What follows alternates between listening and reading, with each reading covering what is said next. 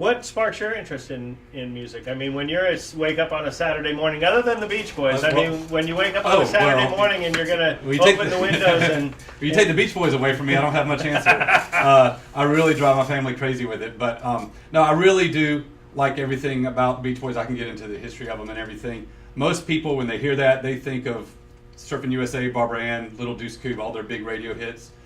The reality is after 1966, when they were very quickly not cool and not popular and nobody was paying attention to them, they continued to make several albums. All the way through 1973, they were putting out roughly an album a year, and it's some of their best stuff.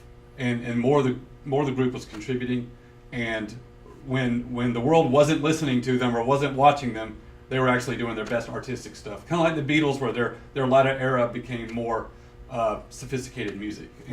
And that's the stuff I'm real familiar with. It gets me really excited that they're kind of stuck with that label of their early image, and it kind of, people are easily laughing them off. But I think if they were to really dig into their deep catalog and appreciate it for the music that's there, they'd see what it's about. Interesting for me to hear you say that, because once again, the production of that stuff, Pet Sounds, I mean, the production of Pet Sounds is just as remarkable as the music itself. Absolutely. And I think that's kind of the angle you come from. Absolutely. I mean, the producing side of it, you can take milk and flour, but the way you mix them together is what makes it cake, So. Sure, that's right. So I continue to be a fan. I follow them closely.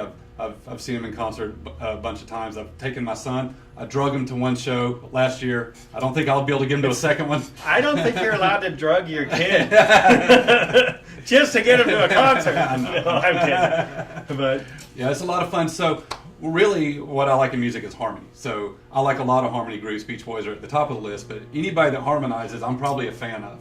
So whether it's Eagles, or if it's the country group Alabama, or if it's the Righteous Brothers, or the Motown groups from the '60s, I